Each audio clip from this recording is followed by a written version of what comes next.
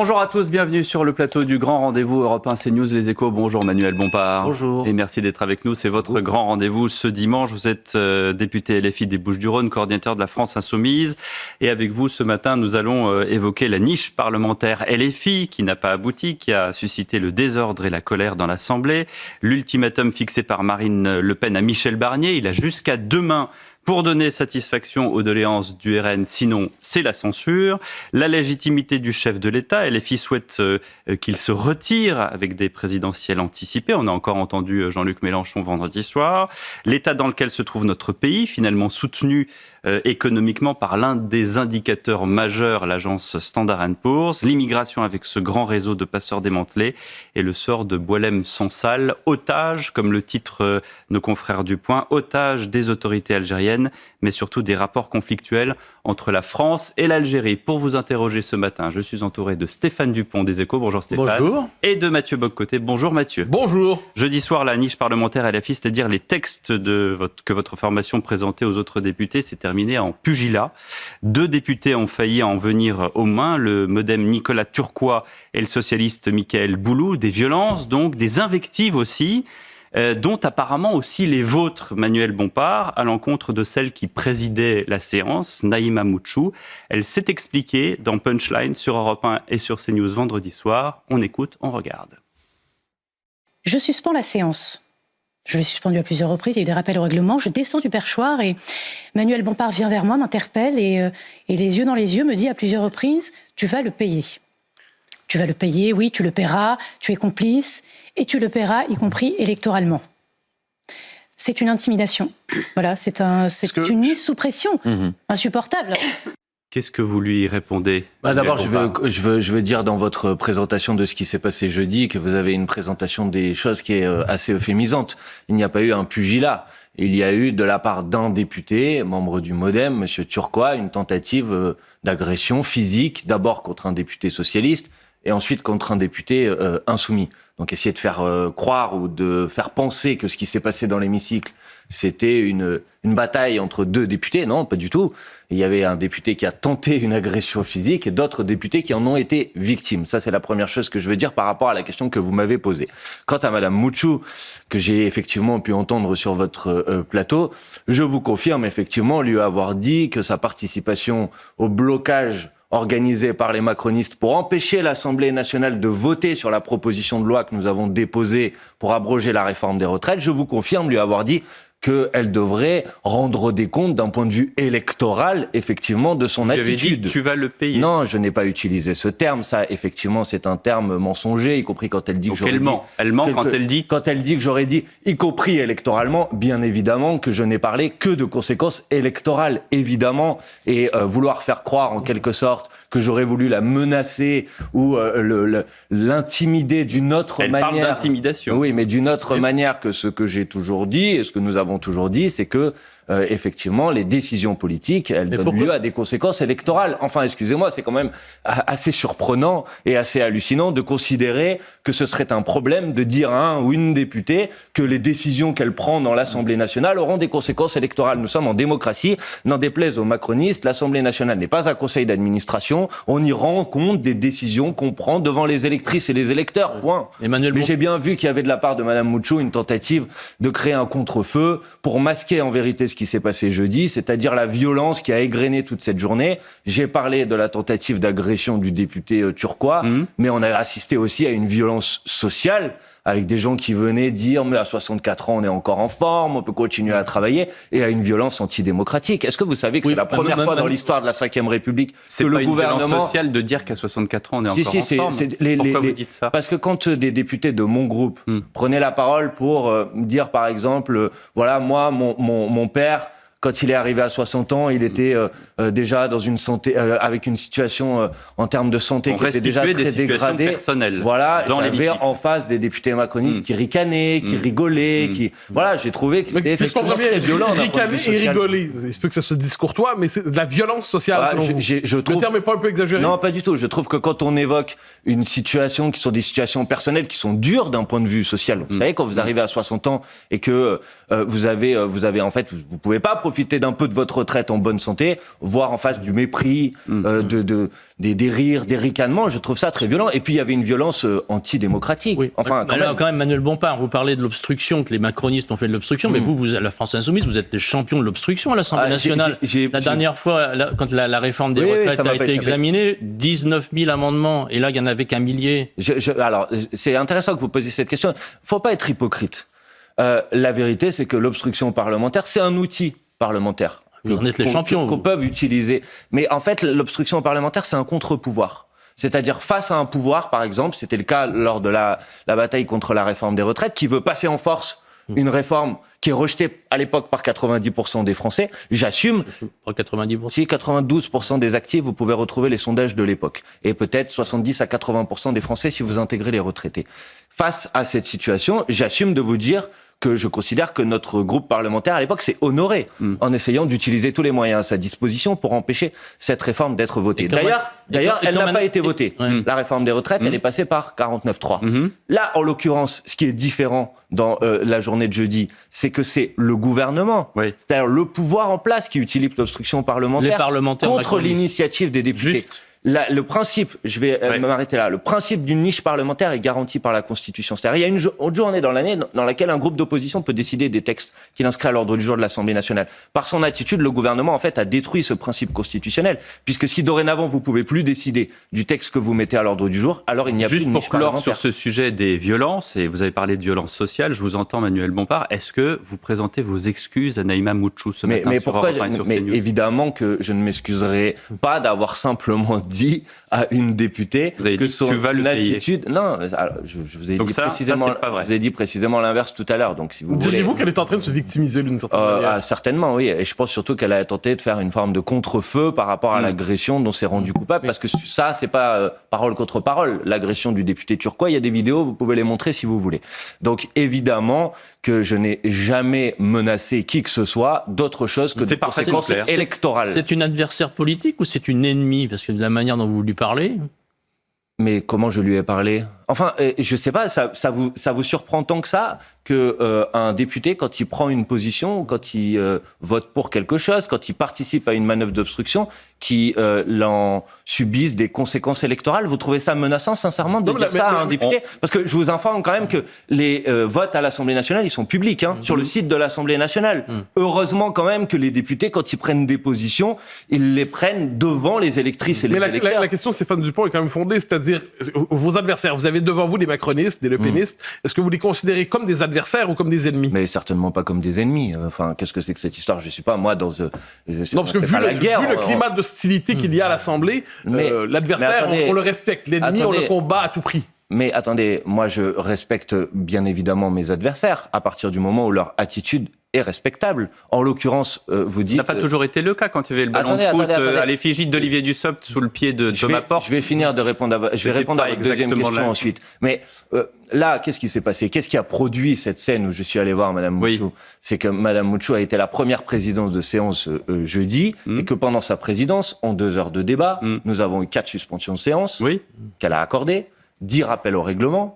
Et que en 2 heures de débat, c'est fondé, ça, j'imagine. C'est sur du désordre où elle n'a pas suspendu les séances. C'est l'arroseur arrosé. Vous êtes spécialiste de ce genre de choses. Je vais vous montrer à quel point ce n'est pas un problème d'adversaire, d'ennemi ou je ne sais pas quoi. C'est que les séances suivantes dans la journée, elles ont été présidées d'abord par Monsieur Lescure, qui est lui-même est macroniste aussi.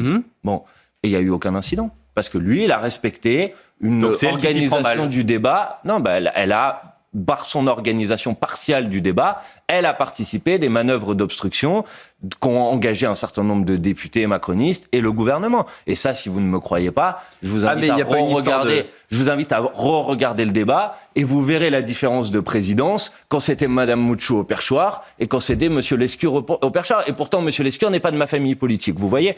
Donc oui, bien évidemment, ils ont participé d'une manœuvre d'obstruction et j'assume de dire que dans ces circonstances-là, on doit en assumer les conséquences d'un point de vue électoral. Ça c'était jeudi soir. Qu'est-ce qui se passe demain? Est-ce que vous appelez Marine Le Pen à censurer?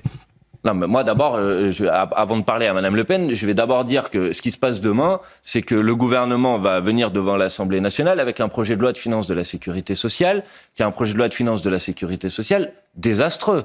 C'est un projet de loi de finances de la sécurité sociale dans lequel il y a, par exemple, le report de la revalorisation des pensions de retraite, l'introduction de 3 jours de carence pour les fonctionnaires, et que donc ce projet de loi, la baisse des remboursements des consultations médicales, donc ce projet de loi de finances de la sécurité sociale, s'il devait être adopté, il aurait des conséquences désastreuses pour le pouvoir d'achat des Françaises et des Français. En particulier, par exemple, sur les jours de carence, pour tous les fonctionnaires, et j'en profite pour dire que les fonctionnaires appellent à une journée de mobilisation la semaine prochaine, le 5 décembre, et que je les soutiens pleinement, et que je les appelle à se mobiliser.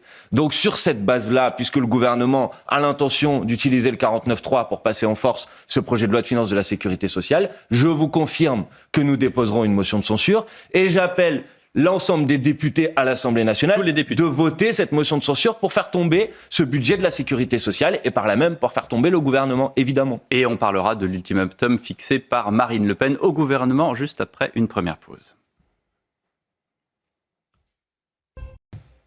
Retour sur le plateau du grand rendez-vous Europe 1 CNews Les Échos avec le coordinateur national de la France Insoumise, Manuel Bompard. Demain, vous l'avez dit, effectivement, l'arrivée du PLFSS. Et puis, quand même, cet ultimatum va-t-il être rempli ou pas par Marine Le Pen à Michel Barnier ? Michel Barnier qui lui a répondu qu'il n'était pas dans l'état d'esprit d'un ultimatum, mais dans le respect et le dialogue. Est-ce que tout cela va tenir, Manuel Bompard ? Non, je ne le crois pas. Je crois que la semaine prochaine, le gouvernement sera censuré. Et je dénonce quand même l'hypocrisie de Mme Le Pen. Parce que je rappelle que si on en est là aujourd'hui, c'est-à-dire que si nous avons M. Barnier comme Premier ministre, et si nous avons ce projet de loi de finances de la sécurité sociale et ce projet de loi de finances de ce qu'on appelle le PLF, le budget de l'État, si nous les avons sur la table, c'est bien parce que Mme Le Pen a décidé de laisser M. Barnier s'installer. Que quand nous avons déposé une motion de censure au mois de septembre pour empêcher que ce gouvernement puisse voir le jour, parce que nous savions à l'époque que les budgets qui allaient être proposés allaient impacter en particulier le pouvoir d'achat des Français, à ce moment-là, Mme Le Pen n'a pas censuré le gouvernement. Et elle n'a pas dit que le budget de l'année d'avant pouvait s'appliquer comme elle l'a dit ces derniers temps. Et effectivement, donc je dénonce quand même son hypocrisie, c'est-à-dire que... C'est du bluff ? Non, je ne dis pas que c'est du bluff. Je dis que dorénavant, elle nous dit qu'elle est la grande défenseuse du pouvoir d'achat, etc. Mais à l'époque, il suffisait de faire tomber ce gouvernement. Alors, vous n'auriez pas ce budget de la sécurité sociale. Et je vais même vous dire autre chose. Quand nous avons, à l'Assemblée nationale, eu le débat sur le projet de loi de finances, nous avons, le Nouveau Front Populaire, la France Insoumise, fait voter un certain nombre d'amendements pour dire il ne faut pas que l'effort qui est nécessaire pour réduire le déficit repose sur tout le monde, il doit reposer sur les plus riches et les grandes entreprises. Nous avons réussi à faire voter des amendements sur ce sujet. Nous avions 75 milliards de recettes nouvelles qui n'impactaient pas tout le monde, qui impactaient une minorité. À l'époque, Mme Le Pen s'est alliée avec les députés macronistes, et les députés macronistes et les députés du Rassemblement national ont rejeté notre budget. Donc, c'est un peu facile. En êtes-vous vraiment surpris que le RN refuse un budget Non, je ne vous dis pas que j'en suis surpris. Je vous dis juste qu'à un moment, il faut un petit peu de cohérence. Vous n'avez pas la même lecture de l'économie. Vous ne pouvez pas installer le gouvernement, empêcher que ça soit un budget dans lequel l'effort repose sur une minorité, et maintenant venir dire à M. Barnier, je ne suis pas d'accord parce que votre budget frappe tout le monde. Oui, le budget de M. Barnier frappe tout le monde. C'est pour ça qu'il ne fallait pas que M. Barnier soit Premier ministre, et donc il fallait voter la motion de censure. Vous présentez comme les grands défenseurs du pouvoir d'achat, mais la niche parlementaire dont on vient juste de parler, sur les retraites, vous financez l'abandon de la réforme des retraites par une hausse massive des cotisations. Mais pas du tout, monsieur. Mais qui vont toucher tous les Français. Mais vous avez lu notre proposition de loi ? Et qui vont réduire la feuille de paye de tous les Français. Mais est-ce que vous avez lu notre proposition de loi ? Mais oui, bien sûr. Alors, qu'est-ce qui est le gage, c'est-à-dire le financement, il s'appuyait sur quoi dans notre proposition de loi ? Sur du tabac et sur ça. Non, pas du tout. Mais c'est dans votre programme non, mais attendez. Là, je vous parle de notre proposition de loi dans notre niche parlementaire. Il y avait 2 gages, un gage sur le tabac et un gage par une taxe sur les super profits des entreprises gazières et pétrolières. Ça fait pas les 20 ou 30 milliards du coût de la réforme. Mais ça ne coûte pas 20 à 30 milliards. Bien sûr que si. Alors ça coûte combien ? Les chiffres du gouvernement pour l'année qui vient, l'abrogation de la réforme des retraites sur la base de notre proposition de loi, c'était 5 milliards. Pour l'année qui vient. Oui. Et nous le financions. Ensuite, vous pouvez poser, si vous voulez, la question du financement à long terme. Ça, c'est autre chose. Et dans le cadre du financement à long terme, d'abord, il faut aussi prendre en compte dans le calcul du chiffrage ce que la réforme a coûté. Parce que, est-ce que vous savez que la réforme... Est-ce que vous l'assumez, cette hausse des cotisations ? Non. Nous avons proposé une hausse des cotisations sur les gens qui gagnaient plus que 2 plafonds. de la sécurité sociale. C'est-à-dire des gens qui gagnent plus de 8 000 euros net par mois. Donc, me dites pas que c'est une hausse de cotisation massive sur tout le monde. C'est pas ce que nous avons proposé, en l'occurrence. Mais imaginons, faisons un peu de spéculation politique. Imaginons que la censure fonctionne. Très bien. Le NFP existe encore? Vous avez encore une candidate première ministre? Je vais pas vous raconter d'histoire. Nous avons dit depuis le premier jour que la candidate que nous avions proposée, Lucie Castet, restait notre candidate et demeurerait notre candidate. Vous êtes conscient que c'est pas le cas pour tous vos partenaires? Oui, précisément, c'est ce que j'allais vous dire. Je ne veux pas vous raconter d'histoire. Vous me posez la question sur la France Insoumise. La France Insoumise a dit depuis le début que Lucie Castet restait notre candidate. Maintenant, je dois observer comme vous que notamment le Parti Socialiste a dit que ce n'était plus sa candidate. J'ai entendu M. Hollande en particulier dire que Lucie Castet n'était plus sa candidate. Pour moi, ça reste la candidate possible. D'accord, maintenant, c'est intéressant dans la mesure où toutes les composantes de NFP avaient le même candidat. Je comprends ce que vous êtes en train de dire. Maintenant, je vais vous dire les choses franchement. Je pense que, en quelque sorte, on n'en est plus vraiment là. C'est-à-dire que si le gouvernement de Michel Barnier tombe, je pense que la question qui va être posée, en vérité, c'est celle du départ du président de la République. Voilà. Je pense qu'on n'est plus au moment où la question... Donc Mme Castet, c'est du passé. Non, je dis pas c'est du passé. Je continue à lui apporter... C'est ce que vous dites. Non, je continue personnellement à dire que si M. Macron nommait Lucie Castet comme Première ministre, nous serions prêts effectivement à constituer un gouvernement et à mettre en place une autre politique. J'ai observé que le Parti Socialiste avait tourné, lui, de son côté, la page de Mme Castet. C'est pas mon cas. Et je dis qu'il me semble qu'on est dans une situation qui est de telle gravité politique et un tel blocage démocratique, j'observe les débats à l'Assemblée nationale, que je pense que si on veut déverrouiller cette situation de blocage, la question qui est posée après la chute du gouvernement est celle du départ du président de la République. Et pas d'un gouvernement technique, ça pourrait être une autre option. Mais un gouvernement technique, ça ne veut rien dire. Vous pouvez, si vous voulez, remplacer Michel Barnier par un Michel Barnier de la société civile. Mais à la fin, quelle est sa base, son socle parlementaire? Je vous ferai remarquer qu'à la Commission des Finances, on a déjà une sorte de gouvernement technique, puisque vous avez M. de Courson avec M. Coquerel qui s'entendent très très bien. Mais c'est pas un gouvernement, ça. Non, c'est un président de la Commission des Finances et un rapporteur général. Non, mais vous savez bien que le socle du gouvernement, et en attendant dans la situation actuelle, c'est de trouver un budget. Donc, si ça commence par la Commission des Finances, il y a quand même une logique. Est-ce qu'on pourrait pas inventer un gouvernement technique autour, justement, là, je viens de citer 2 noms, c'est pas complètement aberrant de se dire que ça pourrait continuer et former un gouvernement technique. Ça avait été sur la table avant même je ne vous reproche pas de me poser cette question. Barnier. Je vous dis juste que si on est... Vous en voulez pas, vous le censureriez, un gouvernement technique. Mais ça dépend pour faire quoi. Mais si vous me dites un gouvernement technique du nouveau Front Populaire, vous pouvez l'appeler technique si vous voulez, mais à la fin, ce que je veux dire, c'est que technique ou pas, il y a des orientations politiques qui sont proposées. Donc je veux dire, moi, si c'est un gouvernement technique pour proposer le même budget que M. Barnier, je peux vous dire que le résultat, ça sera aussi la censure. Donc vous voulez faire tabula rasa et donc destituer le président? Non, attendez. Pour éviter, c'est ce que j'appelle souvent dans les émissions les 3 couloirs de nage, c'est-à-dire le RN, le socle commun et le NFP, moi, je cherche où effectivement les équilibres politiques ne peuvent pas se trouver. Je cherche une solution pour le pays. Je pense que vous n'êtes pas le seul. C'est une solution violente quand même. Je ne dis pas que je suis le seul. Je ne dis pas que je suis le seul, mais je cherche une solution pour le pays. Je dis qu'un gouvernement du nouveau Front Populaire pourrait être effectivement une possibilité. Je vous ai dit comment je voyais les choses. Mais je dois aussi dire et observer que M. Macron avait fixé une condition qui était la condition de la non-censure pour nommer M. Barnier, et que, manifestement, on est en train de parler de la possibilité de la censure. Mais c'est totalement hermétique entre vous et le RN, ou est-ce que vous vous parlez de temps en temps? Là, par exemple, sur la censure, est-ce que vous êtes allé à la pêche aux infos, censure, pas censure? Monsieur Bardella a dit lors d'une dédicace en Moselle qu'il faudrait un miracle pour éviter la censure. Bon, on avance quand même sur le fait que, visiblement, plutôt censure que pas censure. Mais M. Bardella, Mme Le Pen essayent maintenant de corriger leur complicité dans la mise en place du gouvernement de M. Barnier. Donc ils osent le ton, etc. Mais encore une fois, sans eux, M. Barnier ne serait pas Premier ministre aujourd'hui. Il faudrait quand même pas vous offusquez des grands mots et là vous employez tout de suite les grands mots, la complicité. Écoutez, excusez-moi, mais si M. Barnier vous avez parlé d'assassinat. Mais je ne vous ai pas parlé d'assassinat, je vous ai parlé de complicité. Enfin, excusez-moi, je vous devance. Mais non, vous ne me devancez pas. Vous ne me devancez pas. Vous fantasmez. C'est 2 choses différentes. Très bien.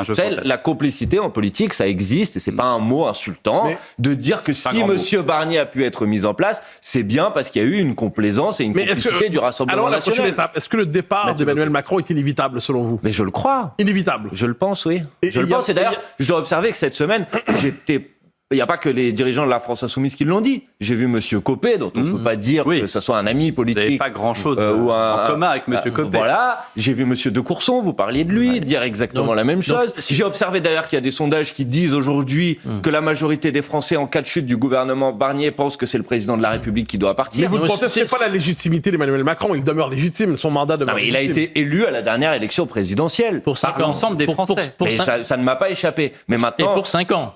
Mais ça ne m'a pas échappé non plus. Bon. Mais vous savez qu'il existe, puisque M.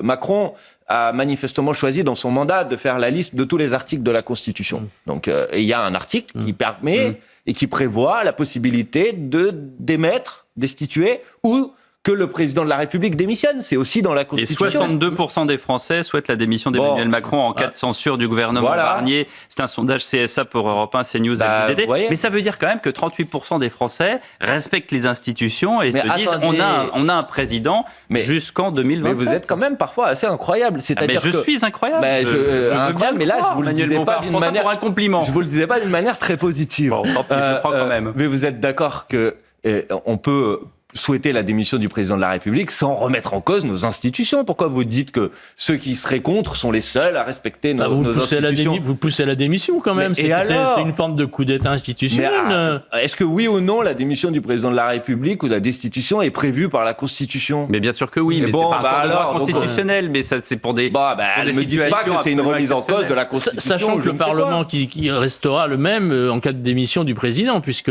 ne peut pas dissoudre jusqu'à l'été prochain. Mais on peut changer un président nouvellement élu peut aussi engager la possibilité de changer la Constitution pour, par exemple, changer le mode de scrutin et pouvoir organiser de nouvelles élections plus rapidement. Un nouveau président élu, fort de la souveraineté populaire, peut effectivement débloquer la situation politique et permettre au pays d'avancer, parce que c'est ça le sujet. Le sujet, c'est pas mes intérêts ou nos intérêts aux uns et aux autres. Le sujet, c'est comment on peut faire avancer le pays. On continue le débat dans un instant sur Europe 1 et sur CNews. À tout de suite. Retour sur le plateau du grand rendez-vous Europe 1 CNews, les échos avec Manuel Bompard. Manuel Bompard, vous avez d'ailleurs, en ce qui concerne la démission ou la destitution du président de la République, envoyé une lettre à Bruno Retailleau pour lui demander de commencer à organiser des présidentielles anticipées. C'est un peu rapide comme... Non, je lui ai demandé de demander ou d'informer les formations politiques, toutes les formations politiques, sur quelles seraient les modalités d'organisation d'une présidentielle anticipée. Vous savez que la Constitution, dont on parlait tout à l'heure, dit que dans l'hypothèse d'une destitution ou d'une démission du président de la République, la nouvelle élection présidentielle doit avoir lieu dans un délai compris entre 20 et 35 jours. Bon, vous imaginez bien qu'organiser une élection aussi importante que l'élection présidentielle dans un délai de 20 à 35 jours, ça nécessite un petit peu de préparation. Vous savez que, par exemple, il y a une règle en France qui est que pour présenter votre candidature, vous devez remettre 500 parrainages d'élus.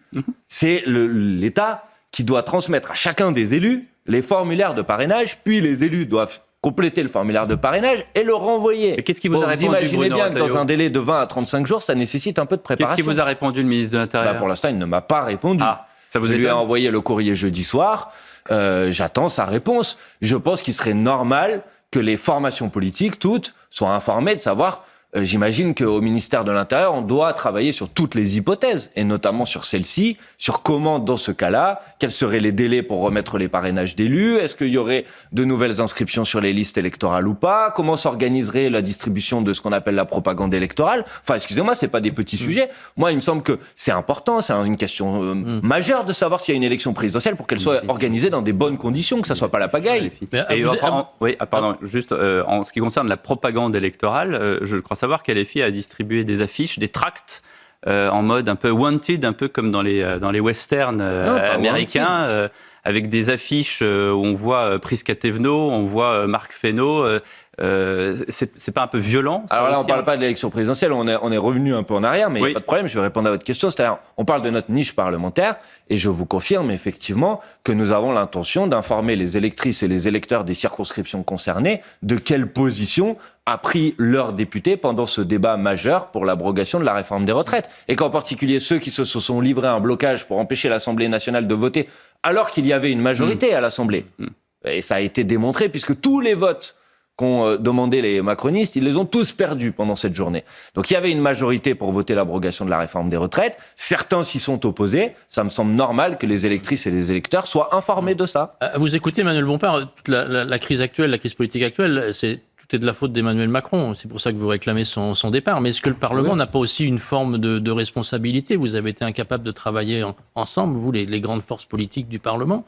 Et comme LFI est un parti qui réclame la 6ème République et plus de parlementarisme, c'est un peu contradictoire, non? Alors, beaucoup de choses sont de la faute d'Emmanuel Macron. Ça, vous avez raison. D'abord, c'est lui qui a dissous l'Assemblée nationale et c'est quand même lui qui est responsable de cette nouvelle situation à l'Assemblée nationale. En ce qui concerne notre capacité à travailler avec d'autres, que les choses soient claires, Monsieur Barnier a dit « J'ai un budget, je veux faire 60 milliards d'euros d'économies ». Il a mis ce budget dans le circuit parlementaire. On a discuté de ce budget à l'Assemblée nationale. Nous avons fait voter des amendements par une majorité des députés, j'en ai parlé tout à l'heure. À la fin de ça, si vraiment il y avait eu une volonté de la part de M. Barnier de travailler avec d'autres, il aurait pu dire « Bon, je vais reprendre tel ou tel des amendements que vous avez proposés. » Et alors, c'est interdit en France de décider, par exemple, je vous donne un exemple, je ne vais pas faire toute la liste, de 2 amendements qui me paraissent par exemple importants. On a fait voter à l'Assemblée nationale l'introduction d'une taxe qu'on appelle la taxe Zuckman sur le patrimoine des milliardaires. Ça concerne pas tout le monde, contrairement à ce que j'entends à longueur de journée. Ça concerne 147 personnes. Ça permet de rentrer entre 13 et 15 milliards d'euros dans les caisses de l'État. C'est 25% de l'effort demandé par M. Barnier. Ensuite, on a proposé un dispositif pour permettre que les multinationales paient leurs impôts en France et pas qu'il y ait des processus d'évasion fiscale. Ça rapporte 25 milliards d'euros. Vous voyez, les 2 éléments dont je vous ai parlé, c'est 40 milliards, c'est les 2 tiers de l'effort demandé par M. Barnier. Peut-être qu'il aurait, par exemple, pu reprendre ces éléments. Et alors, vous auriez pu dire, M. Barnier a effectivement cherché un compromis. M. Barnier, il a pris tous nos amendements qui ont été votés par une majorité des députés à l'Assemblée nationale, il les a pris tous et il les a mis à la poubelle. Et après, vous allez vous étonner que moi, je vais chercher à censurer le gouvernement, franchement. Mais j'essaie de comprendre la situation. Pour vous, est-ce qu'on est simplement dans une crise ministérielle, comme il y en a eu dans l'histoire de la 4e République, un peu moins dans la 5e, ou est-ce qu'on est dans une crise de régime? C'est-à-dire un double cordon sanitaire contre vous d'un côté, contre le RN de l'autre, un socle commun de plus en plus étroit, un gouvernement incapable de former une majorité. Est-ce que c'est une crise de régime comme on en a déjà connu en France? Ouais, je crois qu'on est au-delà d'une simple crise gouvernementale. Parce qu'on est dans une situation de blocage et que ceux qui se maintiennent, s'accrochent au pouvoir, en vérité, n'ont plus la légitimité populaire et non plus la légitimité parlementaire pour le faire. C'est-à-dire qu'ils cherchent à imposer une politique, à imposer un budget contre l'avis d'une très grande majorité des Français et contre l'avis d'une majorité des députés à l'Assemblée nationale. Vous savez, il y a une formule assez célèbre qui dit la crise, c'est au moment où en bas on ne veut plus et en haut on ne peut plus. Ben, je crois qu'on en est là. Vous avez fait, en tout cas Jean-Luc Mélenchon, qui était en réunion publique avec des militants ce week-end, un rapprochement entre ce qui se passe maintenant et la situation de la démission du général de Gaulle en 1969. Est-ce que c'est vraiment comparable ? Par définition, deux situations ne sont jamais exactement comparables. Et évidemment que ce qui s'est passé à l'époque... je n'étais pas né personnellement, mais moi non plus, j'ai consulté un petit peu mes livres d'histoire. C'est quand même un moment où le président de la République, parce qu'il demande l'avis aux Françaises et aux Français sur un sujet, et démontre un sujet anodin d'ailleurs, qui démontre qu'il n'est plus majoritaire, donc qu'il n'a pas le soutien populaire. De ce point de vue-là, on est un peu dans la même situation, c'est-à-dire qu'on a un président de la République, certes, qui a été élu il y a 2 ans, dans des circonstances dont tout le monde peut se rappeler quand même, c'est-à-dire qu'il est élu sans enthousiasme, qu'immédiatement dans l'élection législative après... Dites ça à ceux qui croyaient en Emmanuel Macron au début, c'est... Non, je pense que... 58% des voix quand même. Ouais. Certes, mais enfin, vous pouvez pas ignorer que le vote, la deuxième fois en particulier d'Emmanuel Macron au deuxième tour de 2022 cette fois-ci, se fait en 2022, se fait notamment par rejet de Madame Le Pen à l'époque. Il y a beaucoup de gens qui ont voté pour lui alors qu'ils ne croyaient pas à son programme et à son projet. Vous avez voté pour lui ? Personnellement, j'ai appelé avec Jean-Luc Mélenchon, on a appelé à battre Marine Le Pen, et je crois qu'on a bien fait. En ce qui concerne ma position de vote individuelle, vous savez, je vais vous raconter, il y a un truc quand vous allez dans le bureau de vote, c'est que vous prenez un bulletin, que vous le mettez dans une enveloppe, vous rentrez dans un isoloir. Certains disent. Certains le disent, ils ont le droit de le dire. Donc, vous avez le droit de ne pas le dire. Mais certains n'hésitent pas à dire leur vote. Vous, de votre côté, vous ne dites pas pour qui vous avez voté. Non, je ne dis pas mon vote, mais par principe. Parce que je pense que c'est important de garder un principe. Ce que je peux vous dire, ça c'est certain, c'est que je n'ai pas voté pour Madame Le Pen, et j'en suis bien fier quand je vois, y compris ce que fait Madame Le Pen aujourd'hui, parce que ce à quoi on a assisté pendant le débat parlementaire, c'est la démonstration que le Rassemblement national aujourd'hui, en quelque sorte, c'est la même politique économique que Emmanuel Macron, mais avec en plus des curseurs supplémentaires dans la haine et le rejet de l'autre. Et aujourd'hui, vous pratiquez la même hiérarchie politique, c'est-à-dire entre Emmanuel Macron et Madame Le Pen, Mme Le Pen demeure l'ennemi principal? Non, mais moi, je combats les deux. Et en l'occurrence, aujourd'hui... Vous avez dû trancher. Vous trancheriez de la même manière aujourd'hui? Mais attendez, aujourd'hui, la question qui nous est posée, c'est pas Mme Le Pen qui gouverne ce pays, c'est M. Macron. Et la politique c'est M. Barnier. C'est M. Macron, le président de la République, et M. Barnier, le Premier ministre. La politique qui est mise en place aujourd'hui dans ce pays, je la combats. Et la combat sans aucune hiérarchie avec quoi que ce soit. Justement, Michel Barnier a suivi Marine Le Pen, notamment en lui donnant des gages sur l'AME. Sur le sujet de l'immigration, on se souvient de la phrase de Bruno Retailleau, l'immigration n'est pas une chance pour la France. On a appris en cette fin de semaine qu'un réseau de passeurs a été démantelé, 26 interpellations, 11 millions d'euros d'actifs saisis, des passeurs qui demandent entre 15 et 26 000 euros pour un trajet et qui fournissaient visiblement des papiers, etc. Mais en condamnant la politique menée contre l'immigration, est-ce que vous encouragez les passeurs, Manuel? Mais évidemment non. Au contraire, en fait, c'est le fait d'avoir, depuis des années et des années, voté des lois qui cherchent, en fait, à couper toutes les voies légales de migration, qui poussent, en vérité, des gens à utiliser des voies illégales de migration, et donc à partir de ce moment-là, qui entretient, qui favorise l'activité de réseaux de passeurs, qui exploitent des êtres humains et qui effectivement s'en mettent plein les poches. Les Français votent des lois pour stopper l'immigration légale, des gens décident d'entrer illégalement, et finalement vous donnez raison à ces gens qui entrent illégalement. Non, je ne donne raison à personne, monsieur Boccoté. Je vous dis seulement que si vous coupez toutes les voies légales de migration, alors que, en vérité, tout le monde le sait, n'en déplaise à monsieur Retailleau, la France a besoin d'immigration. D'un point de vue économique en particulier, la France a besoin d'immigration, et je ne veux pas réduire, bien évidemment, les gens qui sont sur le territoire français à un apport économique, mais c'est une réalité. Il n'a jamais dit qu'il y avait zéro immigration, démographique également, d'un point de vue démographique également. Et donc, il y a une forme d'hypocrisie qui est une hypocrisie totale. Maintenant, vous m'avez posé dans votre question, vous m'avez parlé de la question de l'aide médicale d'État. Ben, je veux vous dire quand même, sur ce sujet, à quel point M. Barnier essaye d'éviter la censure au prix du déshonneur, et qu'en vérité, il a le déshonneur, mais il aura quand même la censure. Parce que participer de cette campagne qui dure depuis maintenant des mois et des mois, pour essayer de faire croire que l'aide médicale d'État est une sorte de privilège indu et tout simplement scandaleux. Vous savez, l'aide médicale d'État, c'est un dispositif qui consiste à permettre à des gens qui sont sur le sol français, en situation irrégulière, de pouvoir disposer des soins minimums pour la santé publique. Et des soins maximum aussi, de se refaire le nez, de se refaire les oreilles. Mais vous savez que vous dites, pardonnez-moi, je suis désolé, je veux vraiment pas m'en prendre à vous, mais vous savez que ce que vous racontez... Vous avez décidé de m'en prendre à moi. Non, je ne veux pas m'en prendre à vous, mais ce que vous êtes en train de dire est juste complètement faux, en fait. Je ne crois pas, mais nous allons... Donnez-moi un exemple d'une personne qui s'est refait le nez avec l'aide médicale d'État. Est-ce que vous en trouvez? Non, vous n'en trouverez pas. Je vais vous expliquer pourquoi vous n'en trouverez pas. Parce qu'il y a un panier de soins qui est assez largement défini sur l'aide médicale d'État et qui se concentre sur des soins urgents. Il peut arriver, par exemple, suite à des situations, par exemple un cancer, qu'il puisse y avoir effectivement dans le panier de soins une prise en charge d'opération, par exemple pour se refaire les seins, par exemple pour donner cet exemple, suite à un cancer du sein. Est-ce que vous savez que l'aide médicale dans ce cas-là ne prend en charge que la part remboursée par la sécurité sociale, c'est-à-dire à peu près 10% de la dépense qui va coûter... Comme tous les Français si vous n'avez pas de mutuelle. Exactement. Sauf que la différence, c'est que les personnes dont vous êtes en train de parler n'ont pas de mutuelle. Donc, en l'occurrence, vous allez m'expliquer... Mais il n'y a pas que les personnes qui ont l'AME qui n'ont pas de mutuelle. Mais évidemment. Vous allez donc m'expliquer. Une personne qui a droit à l'AME, donc qui gagne moins de 850 euros par mois. D'accord. Va être capable, sur ses deniers propres, parce qu'elle n'a pas de mutuelle, une fois que les 10% d'une dépense qui va coûter 2 000 ou 3 000 euros vont être pris en charge par l'AME, va être capable d'aligner la différence. Et bien, si vous me trouvez la personne qui gagne moins de 850 euros par mois et qui est capable de mettre 2 700 euros ou 2 600 euros sur la table pour une opération suite à un cancer, je veux bien que vous me la présentiez, mais je vais vous dire, vous la trouverez pas parce qu'elle n'existe pas. Manuel Bompard est l'invité du Grand Rendez-vous. On revient dans un instant. Dernière partie du Grand Rendez-vous Europe 1 CNews Les Échos avec Manuel Bompard, le coordinateur de la France Insoumise. Une question de Stéphane Dupont. Oui, vous nous avez expliqué, Manuel Bompard, que Lucie Castet restait votre candidate à Matignon si Michel Barnier était renversé.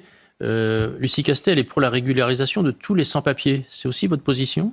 Non, Lucie Castet, si, elle l'a dit. Non, attendez. Ah, s'il vous plaît. Et je crois qu'elle a précisé un petit peu ses propos, si je peux me permettre.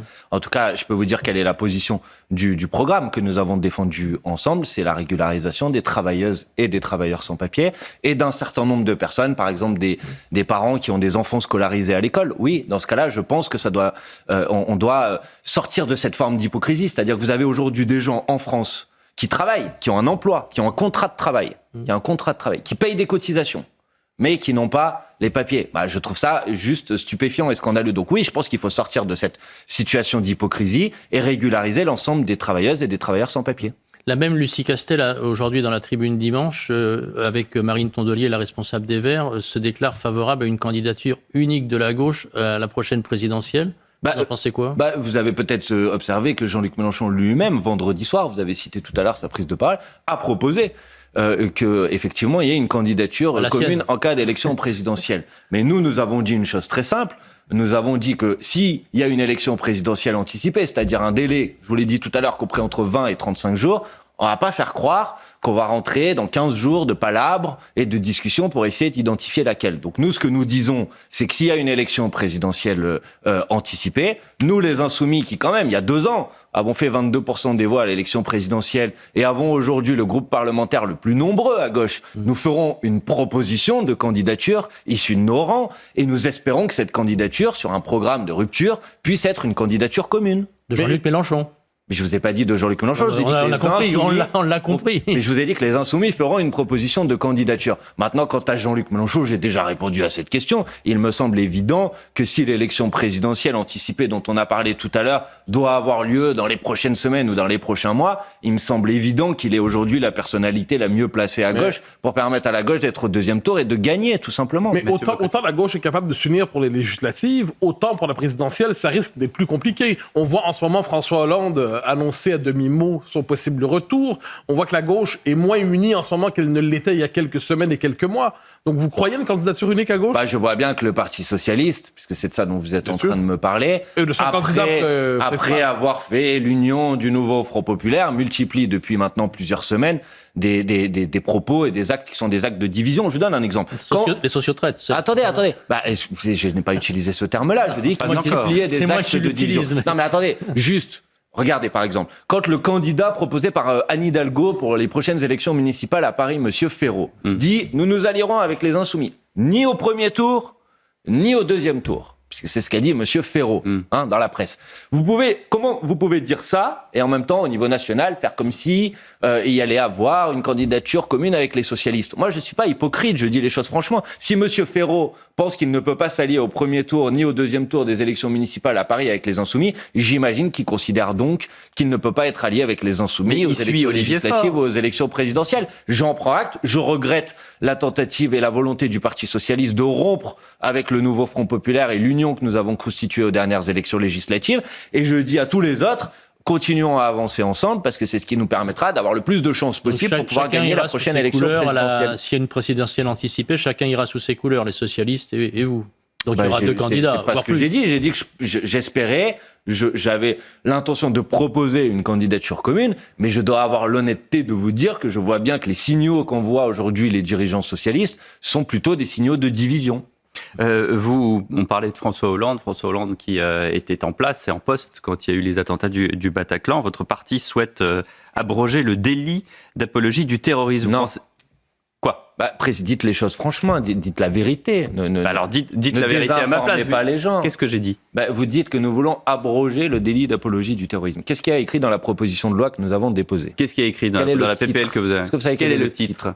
Abroger le délit d'apologie du terrorisme du Code pénal. Du Code pénal. Pourquoi ? Pour le remettre dans le droit de la presse. Pour le remettre dans le droit de la presse. Il n'y a que le dire comme ça quand même. Ça évite de désinformer les gens et de leur faire croire, comme l'ont dit un certain nombre de responsables politiques depuis, que nous voudrions autoriser l'apologie du terrorisme. C'est pas du tout ce que nous avons proposé. C'est ce que disent les socialistes. Non, mais les socialistes, ceux qui disent ça, disent n'importe quoi.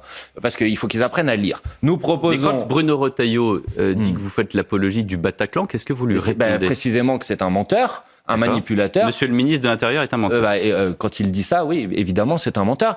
Ou alors qu'il ne sait pas lire une proposition de loi. Et alors là, je trouve ça très inquiétant pour un ministre de l'Intérieur.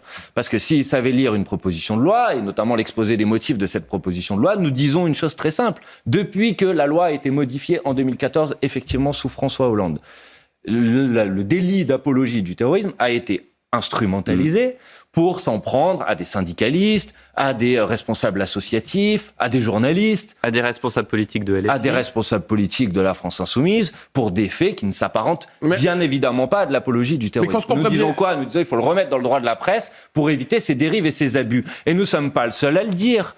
Monsieur Trévidic, ancien juge antiterroriste, dit exactement la même chose que nous. L'ancien défenseur des droits, monsieur Toubon, qui est là aussi issu de la droite, dit la même chose que nous. Et monsieur Montbrial dit le contraire de monsieur Trévidic. Mais monsieur Toubon... C'est juriste contre juriste. D'accord, mais donc on a le droit d'en débattre. Oui, on a le droit d'en débattre. C'est pas une infamie de poser une question. Mais on est en train d'en débattre, Manuel Bompard. Mais la manière avec laquelle... Si, la manière avec laquelle le débat a été présenté, pas par vous, peut-être, si vous voulez, dans les médias et sur votre chaîne en particulier depuis une semaine, c'est de donner l'impression que les insoumis veulent qu'on puisse faire l'apologie du terrorisme. Je vous donne la parole. Et monsieur Retailleau dit ça. Et est-ce que vous savez, parce qu'on parlait de notre niche parlementaire jeudi, est-ce que vous savez que dans le cadre de cette niche parlementaire, la députée macroniste Prisca Thévenot a déposé un amendement pour faire blocage, dans lequel elle proposait d'infliger une taxe supplémentaire sur les terroristes. Vous ne trouvez pas ça honteux d'instrumentaliser les victimes du terrorisme pour faire de l'obstruction parlementaire ? C'est celle qui figure sur vos affiches. Personne n'en a parlé. C'est les affiches. Et personne n'en a parlé. Donc vous voyez, nous on pose un débat qui est un débat sérieux. Comment on fait en sorte de pouvoir s'attaquer à l'apologie du terrorisme de manière intelligente et pas en dévoyant ça pour aller s'en prendre à des responsables politiques ou à des responsables associatifs à qui on peut reprocher leur position, pas de problème, mais à qui c'est absolument ignoble de faire croire qu'ils font l'apologie du terrorisme. Vous posez la question sur le plan juridique, il y a aussi une dimension politique aussi. C'est-à-dire, d'un côté, j'imagine, je n'ai aucun doute, quelqu'un qui dirait le Bataclan était nécessaire pour résister contre l'islamophobie française, vous diriez c'est absolument condamnable. Je n'en doute pas le seul instant. Mais quelqu'un qui dit le 7 octobre est un acte de résistance nécessaire, bien que malheureux, est-ce que pour vous c'est de l'apologie du terrorisme ? Mais je peux ne pas être d'accord avec ces propos, mais ne pas considérer que c'est de l'apologie du terrorisme. Mais est-ce que c'est de l'apologie... Le 7 octobre était nécessaire. Est-ce que c'est l'apologie du terrorisme ? Monsieur Boccoté, je ne suis pas juge. Non, je vous demande comme responsable politique. Mais évidemment que comme responsable politique, je ne suis pas d'accord avec l'idée qu'on puisse considérer qu'un acte qui soit un acte terroriste soit nécessaire. Mais est-ce que c'est de l'apologie du terrorisme selon vous ? De dire quoi ? Le 7 octobre était nécessaire, c'est un acte de la résistance nationale palestinienne. Est-ce que c'est de l'apologie du terrorisme pour vous ? Si vous donnez une appréciation positive d'un acte terroriste, je ne sais pas si vous en faites l'apologie, mais en tout cas, vous donnez une appréciation positive, ça me paraît effectivement problématique, y compris d'un point de vue juridique. Mais en l'occurrence, personne n'a fait ça. Et il y a des gens... Personne parmi les gens dont je vous ai parlé à cet instant qui ont été poursuivis pour apologie du terrorisme, ils n'ont fait ça. Rima Hassan, Daniel Obano. Non, elles sont sous le coup, effectivement, de plaintes pour apologie du terrorisme. Donc vous voyez bien quel est le problème. C'est que des gens qui n'ont pas dit ce que vous êtes en train de dire sont poursuivis pour apologie. Je veux pas accuser personne à particulier. de gens qui pourraient dire ça, mais moi, je m'en fiche pas parce que... C'est pas mon sujet. Je ne veux pas personnaliser. Il y en a une d'elles qui a dit que c'était un mouvement de résistance. Non, elle n'a pas dit ça. Mais mon sujet est pas celui-là. Mon sujet est de savoir si le cadre légal tel qu'il est aujourd'hui permet ou conduit à des abus. Et oui, il conduit à des abus. Parce que le fait d'avoir mis ce délit dans le code pénal permet, par exemple, d'utiliser des comparutions immédiates, des mises sous surveillance, des surveillances téléphoniques. Parce que Mathilde Panot, qui est présidente d'un groupe parlementaire, en vertu de la poursuite contre elle sur la base du dévoiement de cet article, pourrait être mise sous écoute, sur écoute. Franchement, vous trouvez pas que c'est problématique d'un point de vue démocratique qu'une présidente d'un groupe parlementaire pourrait être mise sous écoute, sur la base du dévoiement de ce délit? Tout ça n'a pas de sens. Il faut protéger les libertés individuelles si on veut lutter de manière efficace contre le terrorisme, et certainement pas qu'au nom de la lutte indispensable et nécessaire contre le terrorisme, ça se traduise par une remise en cause de nos libertés fondamentales. Je vais même vous dire, en faisant ça, en quelque sorte, on donne raison aux terroristes, parce que les terroristes, ce qu'ils veulent faire, c'est fragiliser notre cadre démocratique et le respect de nos droits fondamentaux et de nos libertés fondamentales. Donc, je pense que c'est une grave erreur de rentrer dans cette voie-là, de s'entêter dans cette voie-là. Donc, je pense que c'est un débat raisonnable de se poser la question de comment on lutte mieux contre contre l'apologie du terrorisme tout en protégeant nos libertés fondamentales. En tout cas, il y en a un qui est poursuivi pour terrorisme et subversion, c'est Boualem Sansal en Algérie. Est-ce que, comme Éric Coquerel, vous demandez sa libération ? Mais évidemment, et contrairement d'ailleurs, là j'ai lu un article du Point sur ce sujet, Éric Coquerel a demandé sa libération, j'ai demandé sa libération, Mathilde Panot a demandé sa libération. J'avais vu un article du Point hier qui disait que la France Insoumise n'avait pas demandé sa libération, donc c'est complètement faux. Ça mérite d'être clair ce matin avec nous. C'était déjà suffisamment clair, j'ai pris la parole mardi matin, Éric Coquerel lundi matin, enfin bon bref, je ne sais pas pourquoi on cherche des noises à la France Insoumise sur ce sujet. Évidemment, peut-être parce que M. Coquerel a eu du mal à définir un islamiste cette semaine sur Sud Radio. Ça n'a rien à voir, si vous voulez qu'on parle après de M. Coquerel, on en parle, mais en l'occurrence là vous étiez en train de me poser la question concernant M. Sansal. En effet. Et en ce qui concerne M. Sansal, évidemment qu'il n'est pas normal, qu'il est inacceptable qu'on puisse être arrêté en raison de ses écrits et de ses opinions politiques, qu'on partage ou qu'on ne partage pas d'ailleurs des opinions politiques qui ont pu être exprimées. C'est une certitude. Et j'aimerais que cette règle-là, on l'applique à tout le monde. C'est-à-dire qu'on ne peut pas être d'accord avec le fait qu'une personne soit arrêtée en raison de ses opinions politiques. Est-ce que diriez-vous de ce point de vue qu'aujourd'hui, Boualem Sansal, c'est le visage de la cause de la liberté d'expression aujourd'hui ?